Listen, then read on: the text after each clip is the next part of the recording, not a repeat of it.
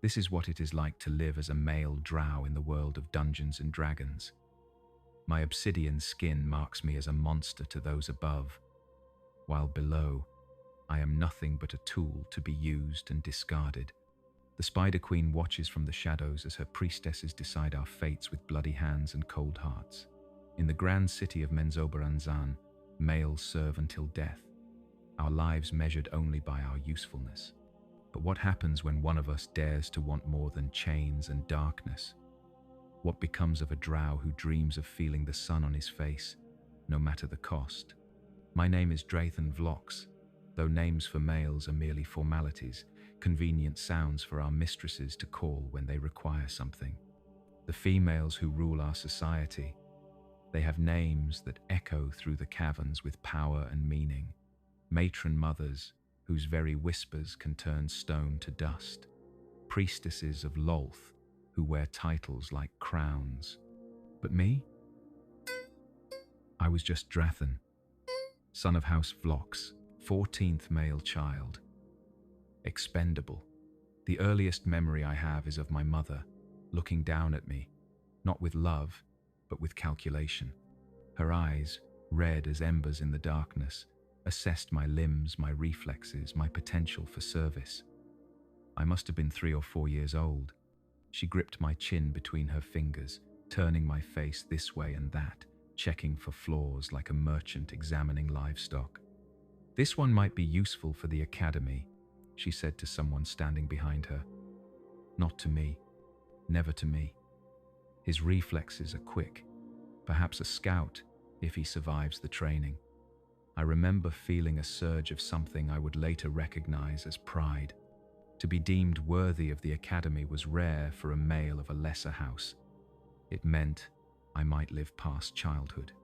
It meant I had value, if only as a tool. The academy, melee, Magtha, where they break boys to rebuild them as weapons, where we learn to move silently through absolute darkness, to sense the slightest shift in air, currents that might betray an enemy, to kill without hesitation or remorse. For 2 decades, I trained there. I excelled there. I bled there. We slept in stone chambers carved into the academy walls, 15 males to a room, each of us on a thin pallet that might as well have been the bare floor. Sleep was a luxury, granted only after exhaustion had claimed every muscle in your body. And even then, you slept lightly, one hand always on the dagger beneath your pillow, because in Menzoberranzan, to trust is to die. The masters would wake us before our bodies had recovered, driving us into the training halls with whips of enchanted energy that burned like acid when they struck flesh. We trained until we collapsed, then we were healed by clerics who cared nothing for our pain, only for our continued utility. Then we trained more. I became proficient with the blade and bow. I learned to craft poisons from the fungi that grow in the Underdark. I studied the weaknesses of every race we might encounter. But most importantly, I learned to hide the one thing that could get me killed more surely than any mistake in combat. I learned to hide my thoughts. For in Menzoberranzan, a male with ambition is more dangerous than any surface-dwelling enemy. A male who dreams beyond his station threatens the very foundation of our society. And so, I kept my face carefully blank when the priestesses spoke of our inferiority. I lowered my eyes appropriately when the matrons passed. I played the role of the obedient servant, the loyal weapon, the expendable male. But inside, where no one could see, not even the mind readers among the clergy, I built a fortress of rebellion. Each stone laid with every indignity suffered, every punishment endured for another's amusement, every time I was reminded of my place. In that hidden fortress, I nursed a hunger for something I had no name for until much later: freedom. The surface world was spoken of only in terms of conquest and contempt in our education. The weaklings, who lived beneath the sun, blinded by its glare, softened by its warmth, We were taught that they were inferior in every way, yet paradoxically, also dangerous enemies to be feared and hated. This contradiction never seemed to trouble my fellow students, who accepted everything they were told without question. Or perhaps they simply pretended to, as I did. I remember the day one of our training sessions took us beyond the city boundaries, into the wider tunnels of the Underdark. We were hunting Rothe, the subterranean herd beasts whose meat and milk sustained much of the city. It was meant to be a simple exercise in tracking and silent killing. It became the day that changed everything. We had separated, each of us assigned to bring back a kill on our own. I had tracked a lone Rothe bull deep into a narrow tunnel system when I heard voices, not drow voices, the melodic, lighter tones of surface elves. Scouts, perhaps, or lost travelers. Either way, they were intruders in our realm, and my duty was clear. I should alert my masters, or if they were few enough, eliminate them myself for the glory of my house. I crept closer, silent as shadow, until I could see them in a small cavern, 3 of them, gathered around a dim, magical light. One was clearly injured, a makeshift bandage wrapped around his leg, darkened with blood. They spoke in hushed, urgent tones, consulting a map that looked nothing like the tunnels I knew. They were lost, doomed. And watching them, I felt something unexpected. Curiosity. I had never seen surface elves up close before. Their skin, pale golden rather than obsidian black. Their hair, bright as precious metals rather than white. Their eyes, vivid green and blue instead of red. They looked like creatures from another world. I suppose, in a way, they were. I should have killed them or reported them. Instead, I listened. We need to find another way, the tallest one said, his finger tracing a line on their useless map. If what the scouts reported is true, Menzoberranzan lies in this direction. We cannot risk drawing closer. And if we go back the way we came, we face the hook horrors again, said the injured one, his face drawn with pain. I cannot move quickly enough. I will slow you down. The third one, smaller than the others, possibly female, though it was hard to tell with surface elves, shook her head. We stay together, always. We will find another path. The loyalty in her voice struck me. In Menzoberranzan, the injured one would have been left behind without a second thought. His weakness, a liability, rather than a call for compassion. Survival of the fittest. Advancement through the elimination of the weak. Those were our ways. Yet these surface dwellers chose a harder path out of loyalty to one another. I must have made some small sound, some shifting of weight or intake of breath, because suddenly all 3 heads turned in my direction. I froze, cursing myself for such a novice mistake. The smallest elf notched an arrow to her bow with lightning speed, aiming directly at the shadow where I hid. "Show yourself," she commanded, her voice steady despite the fear I could smell on her. I considered my options. I could retreat and bring back a larger force. I could attack, possibly killing 1 or 2 before the others reacted. Or I could reveal myself and see what happened. The last option was by far the most foolish. Naturally, it was the one I chose. I stepped into their circle of light, hands held open at my sides, though I could reach any of my hidden weapons in less than a heartbeat if needed.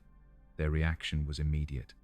Shock, then fear, then a grim determination, as all 3 prepared to fight. "Wait," I said in common, a language we were taught only to better interrogate and deceive our enemies. "I mean you no harm." The words felt strange on my tongue, not because of the language, but because they were true. I did not want to harm these strangers. I wanted to understand them. The tallest elf laughed, a bitter sound with no humor in it. A drow who means no harm. Next, you will tell us the sun rises in the Underdark. The sun does not rise in the Underdark, I replied, literal as always, which strangely made the injured one smile despite his pain. But I am not here to fight you. You are lost. Your map is wrong. They exchanged glances, a silent communication passing between them that I could not decipher. Finally, the small one lowered her bow slightly, not enough to miss if she decided to shoot, but enough to signal a willingness to talk. "Why would you help us?" she asked. "You are Drow. We are surface elves. Your kind enslaves or kills ours on sight." I considered lying, creating some elaborate story about seeking reward or advantage. It would have been the Drow thing to do. Instead, I found myself speaking a truth I had never admitted aloud before. "Because I want to see the surface," I said. "I want to stand beneath the sun and feel its warmth on my face. Even if it blinds me, I want to know if everything I have been taught is a lie." They stared at me as if I had grown a second head. Perhaps in their minds, I had. A drow who questioned the teachings of Lolth and the matron mothers was as much an abomination as any monster that crawled through these caves. "You would be hunted," the injured one said softly, "branded a heretic. Your house would disown you. Your goddess would curse you." I smiled then, feeling the irony deep in my bones. I am already nothing. A male in a world where only females have worth. What more could they take from me that they have not already claimed? Another silent exchange of glances. Another moment of decision I was not part of. Then the tallest one spoke. "If you help us find a way out of these tunnels, away from your city and back to the surface, you may come with us. But know this, Drow, at the first sign of treachery, we will kill you. And if this is some elaborate trap, now know that others know of our mission. Our deaths would be avenged." I nodded, accepting these terms as fair. More than fair, given our people's history. "My name is Drathan Vlox," I said, offering information freely. Another act of rebellion against my upbringing. The small one with the bow frowned. "I am Lyra. This is Tharivol," she gestured to the tall one, "and Elindel, the injured one. Now, Drathan Vlox, prove your words have meaning. Show us the way out." I knew the tunnels well enough to guide them away from Menzoberranzan. What I did not know was how to find a path to the surface. None of my training had included escape routes.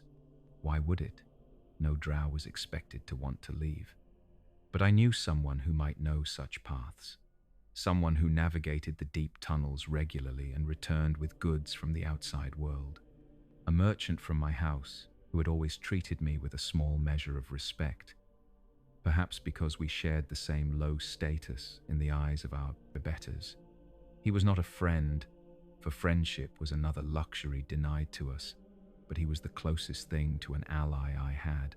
"I need to return to the city first," I told them, which immediately raised their guard again. "Not to betray you, to seek information on the paths upward. Wait here, hidden. I will return before your light spell needs renewing." They did not trust me, of course. They would have been fools to do so. But they were also desperate, and desperation breeds unlikely alliances.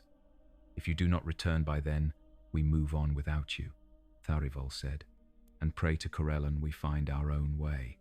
I nodded, accepting this condition as well. "Hide yourselves better than this," I advised.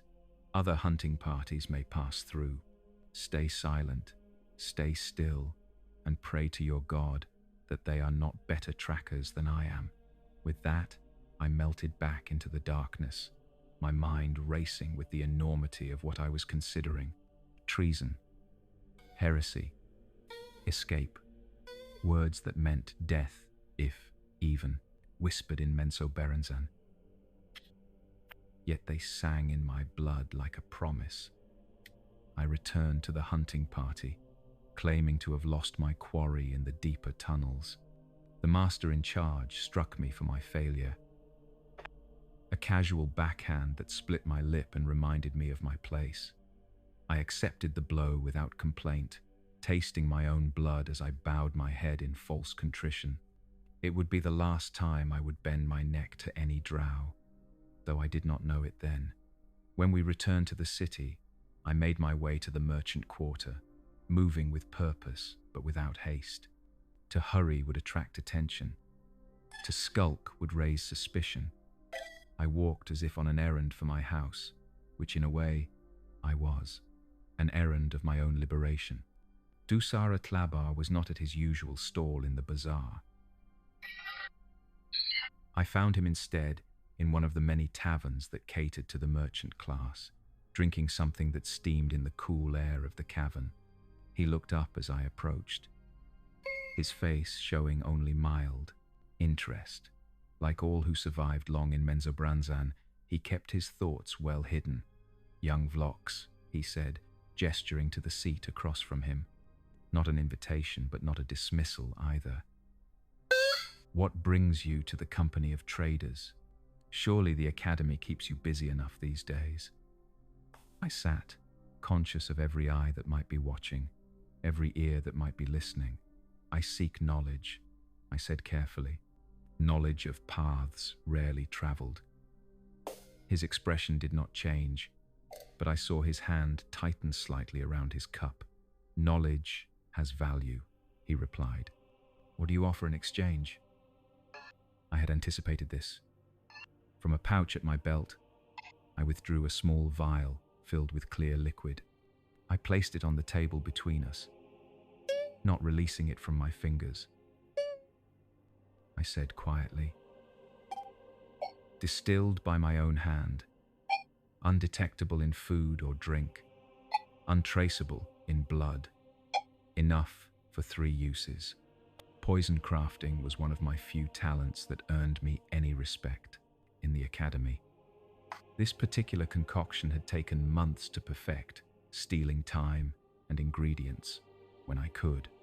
It was meant to be my insurance, a way to eliminate anyone who might stand between me and advancement in the rigid hierarchy of Drow society. Now, it would buy me something far more valuable. Dusara's eyes widened slightly. The only indication of his interest. He reached for the vial, but I pulled it back. "Information first," I said. He leaned back, studying me with new calculation in his gaze.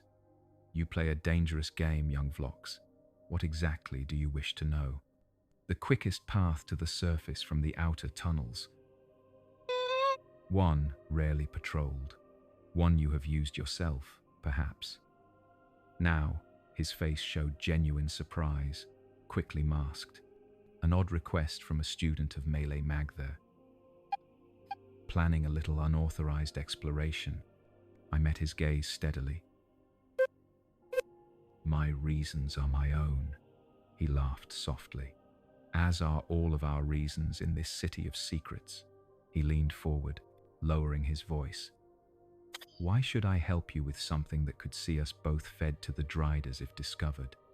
Because you have considered it yourself," I replied, a calculated guess based on 100 small observations over the years, the way he lingered over goods from the surface, the questions he asked of traders who traveled between worlds, the books in strange languages I had glimpsed in his quarters on the rare occasions my duties had taken me there. His silence was confirmation enough. I pressed my advantage. "I offer you not just the poison, but information of my own. If I succeed, I will mark the path clearly for any who might wish to follow. If I fail, you lose nothing but 1 vial of poison, which you could claim I stole if questions are asked." Dusara stared at me for a long moment, then laughed again, more genuinely this time. "You would have made a fine merchant, Drathan Vlox. A shame your house saw only a sword arm in you." He drained his cup and set it down, with decision. Very well, I will tell you what I know. He described a path I had never heard of, a series of tunnels that connected to an old Duergar mining operation, long abandoned after a cave-in. Beyond that, a vertical shaft that the grey dwarves had begun to dig toward the surface but abandoned when they found no worthy minerals. The shaft did not reach all the way up, but came close enough that determined climbers could reach natural caverns that eventually opened onto the surface in a remote mountain range. It is not an easy path, he warned, and the last stretch requires climbing skills and equipment you may not possess. I will manage, I said, sliding the vial of poison across to him. What marking would you recognize, should you ever decide to follow? He pocketed the poison smoothly, his hand moving so quickly it seemed to vanish. 3 vertical lines crossed by 1 horizontal, carved deep enough to last, but small enough not to attract attention. I nodded, committing the sign to memory. We spoke no more of escape or treason after that. He told me of recent trade gossip, of the rising tensions between 2 prominent houses, of mundane things that would make our conversation seem ordinary to any observers. When I left, it was with a casual farewell that suggested nothing of significance had passed between us. I had what I needed. Now came the most dangerous part of my plan. I needed to disappear. In Menzoberranzan, one does not simply leave. Males are property, especially those in training at the academy. My absence would be noticed quickly, and hunters would be sent to retrieve me, not out of any value placed on my life, but because allowing a male to escape would set a dangerous precedent. I needed time. Time for the surface elves to heal their companion enough for fast travel. Time to put enough distance between us and the city. That pursuit would be difficult. And so, I did something truly desperate. I created a diversion of the most serious kind. I returned to my quarters at the academy, where I gathered the few possessions I valued. A book I had stolen from a master's chambers, written in a surface language I had painstakingly taught myself to read. A small knife gifted to me by my only brother, who had shown me any kindness, before he was sacrificed to Lolth for some transgression I never learned. A vial of healing potion I had been saving for a true emergency. This qualified. Then I went to the Academy's alchemy stores. The room was guarded, of course, but I had long ago learned how to mimic the authorization rune of one of the masters, a dangerous skill that would mean instant death if discovered. But tonight was a night for unveiling secrets. Inside, I selected several volatile compounds, ones that when combined would create a massive explosion. Not enough to damage the structure of the cavern itself, for that would risk the entire city, but enough to destroy a significant portion of the Academy's west wing, where the training halls stood empty at this hour. I set my charges, arranging them to do maximum damage to equipment and stored weapons while minimizing risk to sleeping students. I had no quarrel with my fellow males, trapped in the same system that had bound me. Then I set a slow, burning fuse, one that would give me several hours to escape before detonation. As I worked, I felt strangely calm. The point of no return had been crossed the moment I spoke to the surface elves. Everything since then had been merely the working out of consequences already set in motion. When I finished, I took one last look around the place that had been my prison for 20 years. I felt nothing. No regret, no nostalgia, not even triumph. Just a cold certainty that I would never see these walls again, one way or another. I left as silently as I had come, making my way through the city for the last time.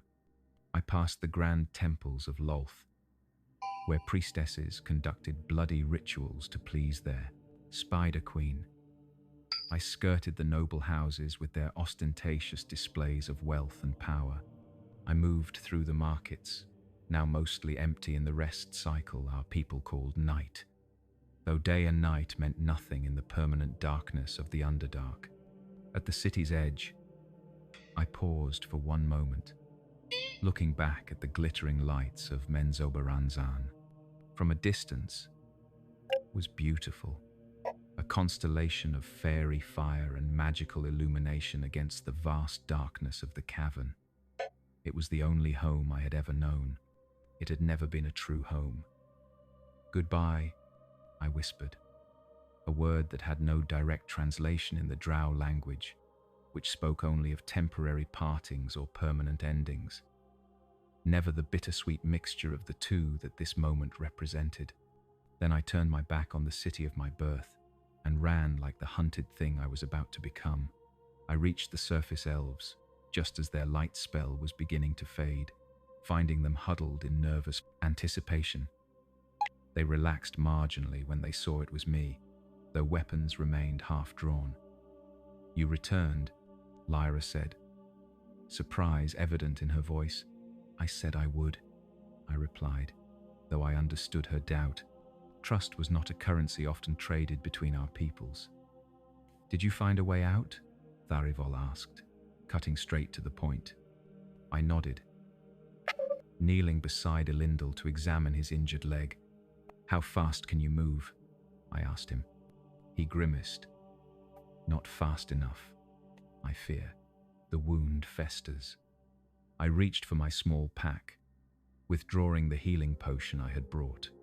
It was valuable beyond measure in a society where magical healing was reserved for the worthy, meaning females and high-ranking males.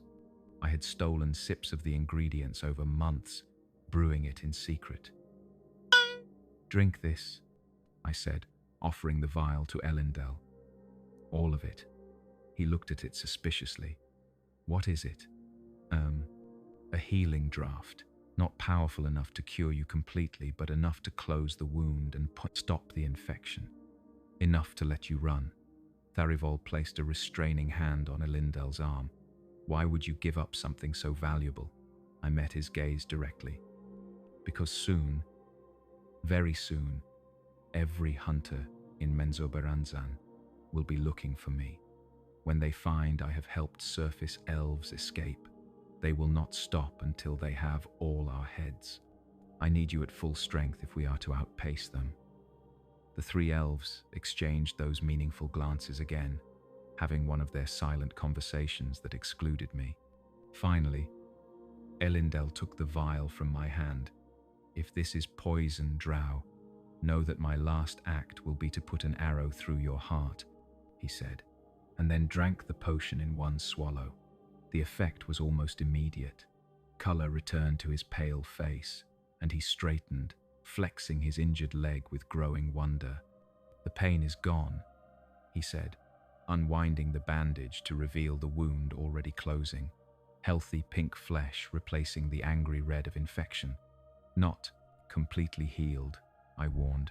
"The potion accelerates your body's natural healing, but the leg is still weak. Treat it carefully." Elendil nodded, standing experimentally. "I can travel," he announced with relief. "Good," I said, gathering my things, "because we need to move now. I have bought us a few hours at most."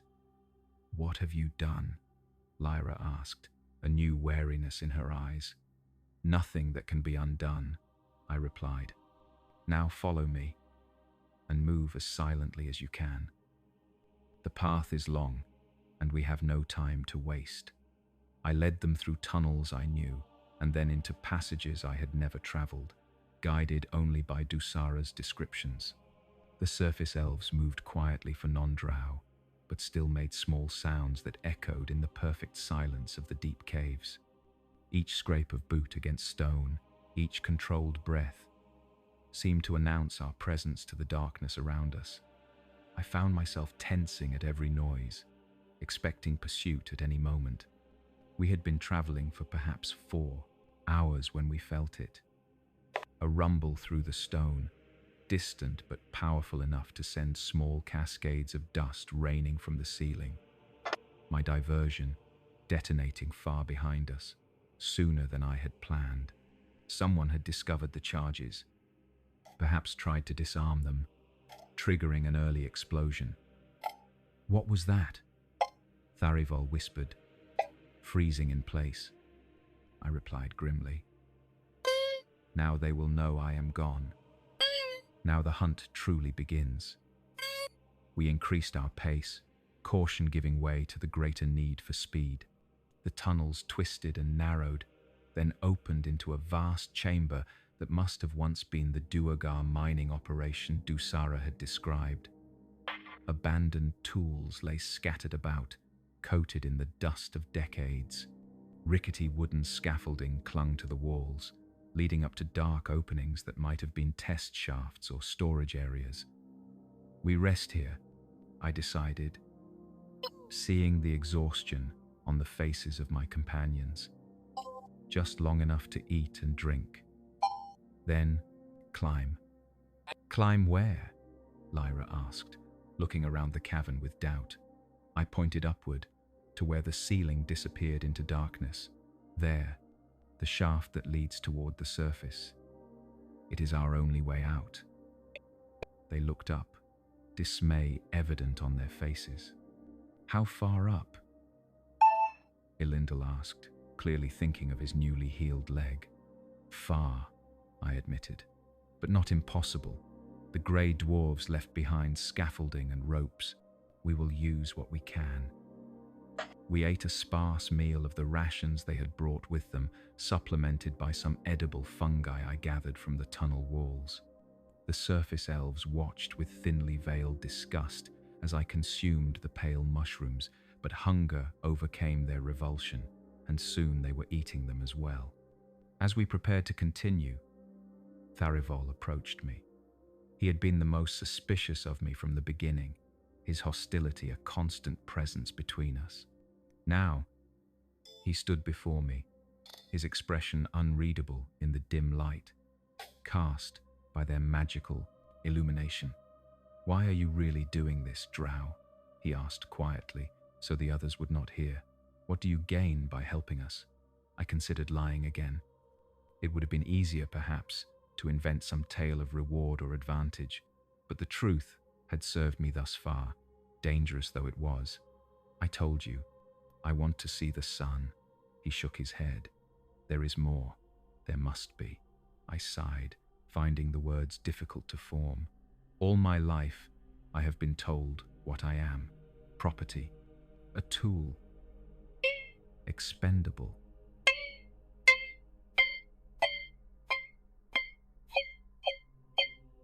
I have been told the surface races are weak because they value things like compassion and equality. I have been told the surface itself is a place to be feared and conquered, never loved or inhabited. I met his gaze steadily. I want to know if everything I have been told is a lie. And if it is, I want to know what truth feels like. Tharivol studied me for a long moment, his eyes searching mine for deception.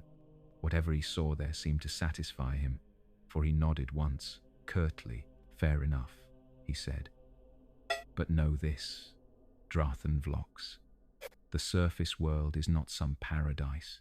We have our own cruelties, our own prejudices, and a drow face will not be welcomed in most places, regardless of what heart beats behind it.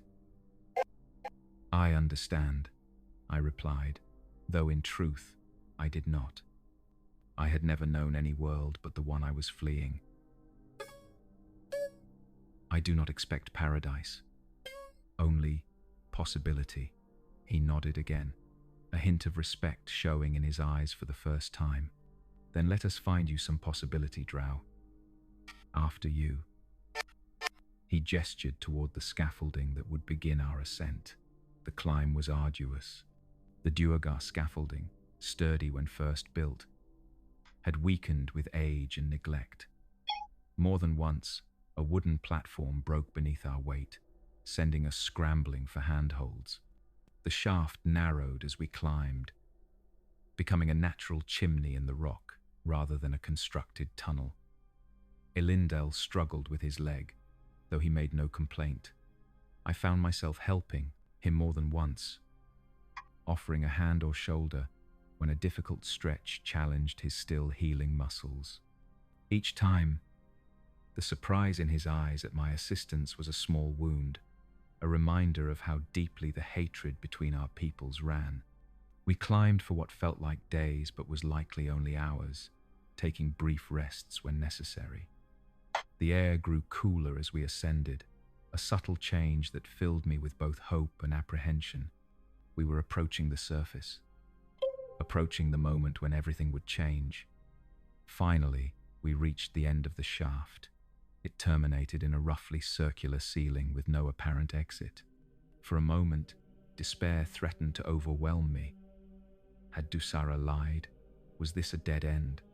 Tharivol studied the ceiling carefully, running his hands over the stone. He said suddenly, pointing to a section that looked no different to my eyes, "The rock is different here, newer."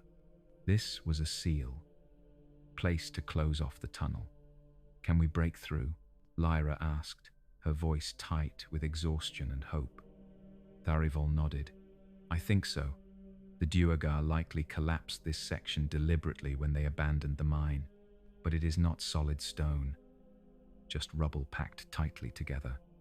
He began to dig at the edges with his knife, loosening small stones and dirt.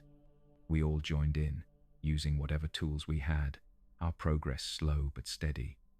After perhaps an hour of work, a small hole appeared, through which a cool draft flowed.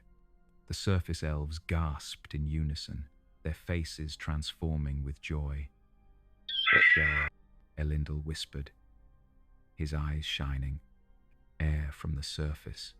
We redoubled our efforts, widening the hole until it was large enough for a body to squeeze through. Tharivol went first, pulling himself up and out of sight. For a terrible moment, I feared he would abandon us, but then his face reappeared in the opening, grinning down. "We made it," he called softly. "Come," quickly. Lyra went next, then Elendil, with me helping to push, grabbed him up from below. Finally, it was my turn. I gripped the edges of the hole and pulled myself up, emerging into a natural cavern much larger than the shaft we had climbed, and at the far end of it, a sight that stopped my breath. An opening, and through it, stars. I had never seen stars before, except in illustrations in the few books about the surface world that I had managed to access in secret. But illustrations could not prepare me for the reality. Countless points of light, silvery white against a darkness deeper than any cavern, yet somehow alive with possibility. I moved toward the opening as if in a trance, barely aware of the surface elves watching me with curious expressions. As I approached the mouth of the cave, I saw more. The silhouettes of trees, their branches moving slightly in what must be wind. Another phenomenon I knew only from descriptions. The vast sweep of sky, so much more immense than any cavern roof. And the ground, sloping away from our mountainside exit, covered in something I recognized from my studies as grass, though I had never felt it beneath my feet. I stopped at the very threshold, suddenly afraid. Behind me lay everything I had ever known. Before me, a world so alien, I could barely comprehend it. For a moment, I could not move, frozen between past and future. Lyra came to stand beside me. "It is nearly dawn," she said softly. "If we hurry, you can see your first sunrise." Her words broke my paralysis. I stepped forward, out of the cave and onto the surface of the world for the first time in my life. The sensations were overwhelming. The touch of wind on my skin, the smell of plants and earth and open air, the vastness of space above me, unmarked by stone, stretching away forever. I fell to my knees, overcome. I touched the grass beneath me, marveling at its cool softness. I lifted my face to the stars, feeling their ancient light touch my skin. I breathed deeply, filling my lungs with air that had never been recycled through the tight confines of underground chambers. "Are you well, Drathan?" Elindel asked, concern in his voice. I nodded, unable to speak for a moment. When I finally found my voice, it was rough with emotion I had never been allowed to express. "It is more," I whispered, "more than I imagined. They gave me time, these surface elves who had every reason to hate me, but who now watched with something like understanding as I experienced their world for the first time." Finally, Tharivol spoke, his voice gentle but urgent. "We must move away from here," he said. "Your people will eventually find the shaft. We should be far away when they do." I nodded, rising to my feet with effort. My legs felt strange beneath me, as if the very ground was different here. Perhaps it was. I turned back to the cave entrance and, remembering my promise to Dusara, quickly carved the agreed-upon mark beside the opening, 3 vertical lines crossed by 1 horizontal, a sign for anyone brave enough to follow. We moved away from the mountain, heading downslope through a forest of enormous trees. Each step was a revelation, the give of soil beneath my boots, the sound of leaves rustling overhead, the calls of surface creatures, birds and insects, a symphony of life so different from the controlled silence of Menzoberranzan. As we walked, the darkness began to change. At first, I thought it was my eyes playing tricks after so many new sensations, but soon there was no denying it. The eastern sky was lightening, black giving way to deep blue, then purple, then a color I had no name for. "The sun," I whispered, both yearning and fear in my voice. Tharivol looked back at me, understanding in his eyes. "It will hurt at first," he warned. "Your eyes are not accustomed to its brightness, but you will adapt in time." We found a clearing where we could see the horizon clearly. By unspoken agreement, we stopped there to watch the dawn. The surface elves seemed to understand the importance of this moment to me, though they had seen thousands of sunrises in their lives. The colors in the sky intensified, painting the clouds in hues I had never imagined could exist. Pink, orange, gold, colors for which the Drow language had no words, for we had no need of them in our world of darkness and shadow. Then, finally, a sliver of pure brilliance appeared over the distant mountains. I could not look directly at it, just as Tharivol had warned. Even that first glimpse sent pain lancing through my eyes, accustomed only to the dim illumination of fairy fire and phosphorescent fungi. I turned away, blinking tears from my eyes. "It burns," I gasped. Lyra said, "But it also gives life. Without it, none of this would exist." She gestured to the forest around us, now visible in the growing light. Green. So much green. Another color rarely seen in the Underdark. I forced myself to look again, shielding my eyes with my hand. The sun climbed slowly into the sky, its light spilling across the land, transforming everything it touched. I saw the world revealed in its true colors for the first time, and it was almost too much to bear. In that moment, standing on the surface with the sun on my face, I knew with absolute certainty that everything I had been taught was indeed a lie. The surface was not a place to be feared or conquered.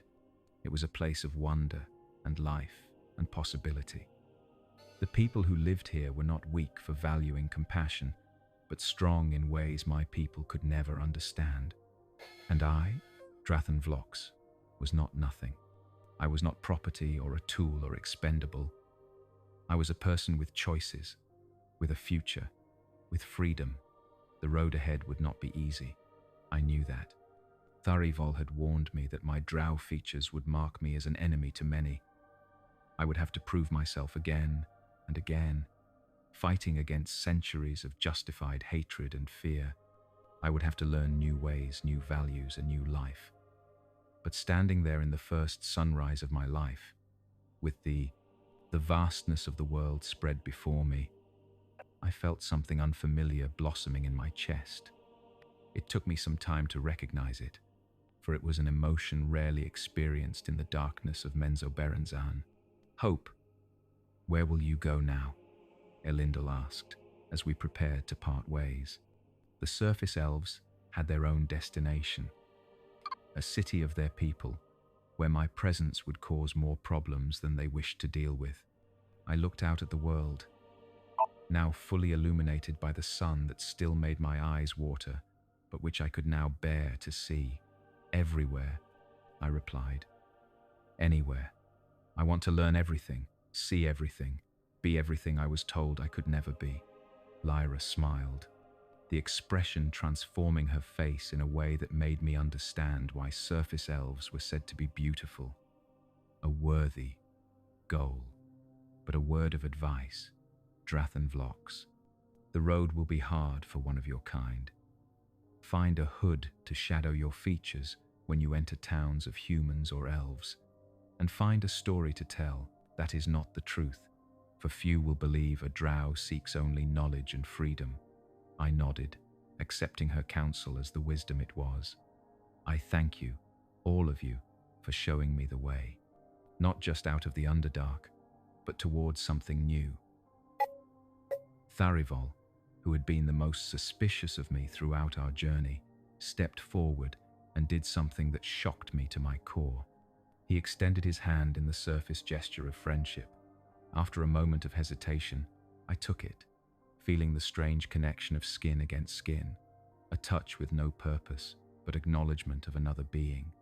May your new path bring you what you seek, Drathanvlox, he said formally, and may you never have cause to regret leaving the darkness behind. With that, we parted ways. They headed west, toward their hidden city. I turned east, toward the rising sun, still painful to look at but impossible to ignore. I had no destination, no plan, beyond the next hill, the next valley, the next new experience. Behind me lay Menzoberranzan, with its rigid hierarchies and cruel certainties. Before me lay a world of unknowns. I had never felt so alone or so free. I began to walk, each step carrying me further from the person I had been taught to be, and closer to the person I might choose to become. The sun warmed my obsidian skin, so long denied its touch. The wind whispered promises in my ears. The open sky above me seemed to say, "You are no longer bound." I do not know what awaits me in this new world. I do not know if I will find acceptance or only more rejection in a different form. I do not know if the hunters of Menzoberranzan will eventually find me and drag me back to face the Spider Queen's wrath. But I know this. I have seen the sun rise. I have felt grass beneath my feet. I have breathed air that has touched the entire world. And these experiences, these moments of wonder and truth, cannot be taken from me, no matter what comes next. I am Drathanvlox, a male drow who dared to seek the light. This is what it means to live as who I truly am, not who I was told to be. This is what it means to be free, and whatever price I must pay for this freedom, I will pay it gladly, for I have tasted possibility, and there is no going back to the darkness now.